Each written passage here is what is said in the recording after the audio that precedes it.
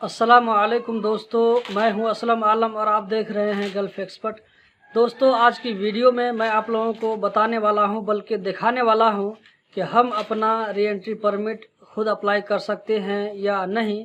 क्योंकि आप में से बहुत सारे दोस्तों ने पूछा है कि हम अपने लिए री एंट्री परमिट का खुद अप्लाई कर सकते हैं या नहीं कर सकते हैं। कल मैंने एक न्यूज़पेपर में पढ़ा जिसमें लिखा था कि री एंट्री परमिट के लिए हम खुद भी अप्लाई कर सकते हैं। तो दोस्तों, इसी बात को मैं जानने के लिए आज सुबह सुबह मैंने अपना लैपटॉप ओपन किया और वहां पर क्या देखा वही चीज़ मैं आप लोगों को दिखाने वाला हूं।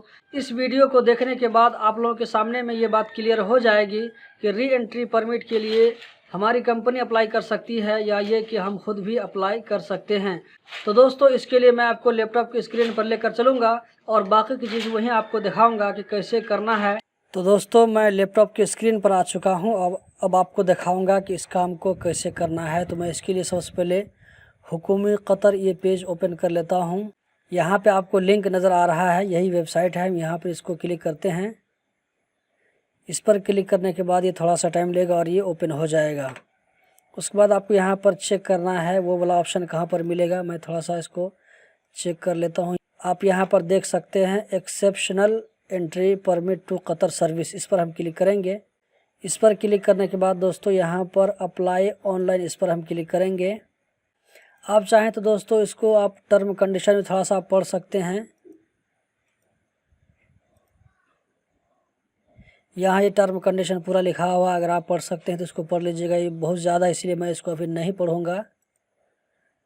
उसके बाद आपको लॉगिन करने का दो तरीका है। पहला तरीका है स्मार्ट आईडी कार्ड से, जो कि मंदूब या कफिल के स्मार्ट आईडी कार्ड से कर सकते हैं। और दूसरा तरीका है जो आईडी कार्ड नंबर से लॉगिन हो सकते हैं। जैसे मेरा इसमें यूज़र पासवर्ड बना हुआ है तो मैं अपना यूज़र पासवर्ड ओपन करता हूं। आप यहां पर देख लीजिए, ये मेरा आईडी नंबर है।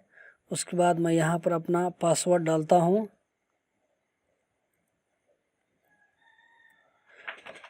तो दोस्तों, यहाँ पर मैं क्लिक करने के बाद में इस वेबसाइट में लॉगिन हो जाऊंगा।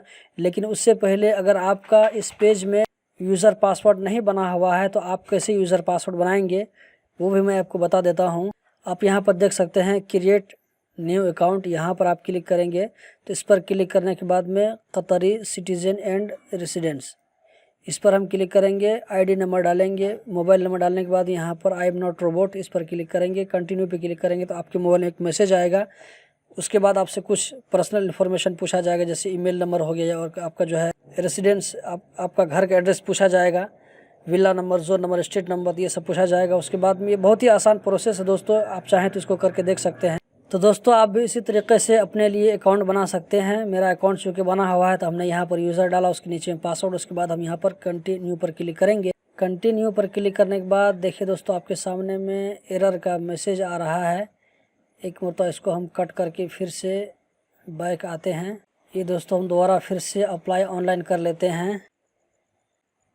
दोस्तों, इस वेबसाइट में हम लॉगिन हो चुके हैं। आप देख सकते हैं यहाँ असलम आलम, मैं इसमें एंटर हो चुका हूं और आपको यहाँ पर मेरा ID number, sponsor ID number दिखाई दे रहा होगा। उसके बाद मेरी जो कंपनी है उसका मैं कंप्यूटर कार्ड नंबर यहाँ पे एंटर कर देता हूँ और उसके बाद मैं अपना आईडी नंबर। दोस्तों, सबसे पहले मैं आप लोगों को यह दिखा देता हूँ कि मैं इस वक्त कतर से बाहर हूँ या नहीं हूँ।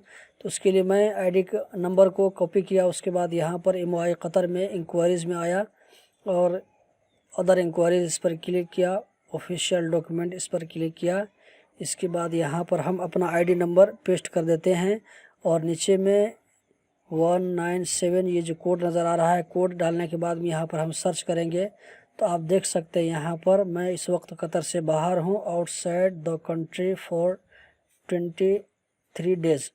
मैं 23 दिन से कतर से अभी बाहर हूँ, आप देख सकते हैं।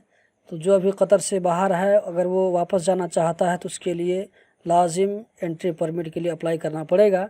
तो मैं चूँकि इस वीडियो में बताने वाला हूं कि मैं खुद अपने लिए एंट्री परमिट अप्लाई कर सकता हूं या नहीं कर सकता हूं, तो यहाँ पर मैं अपनी कंपनी का कंप्यूटर कार्ड नंबर डाल चुका हूं और उसके नीचे में अपना आईडी नंबर यहाँ पर मैं एंटर कर दिया हूँ। उसके बाद मैं कंटिन्यू पर क्लिक करता हूँ।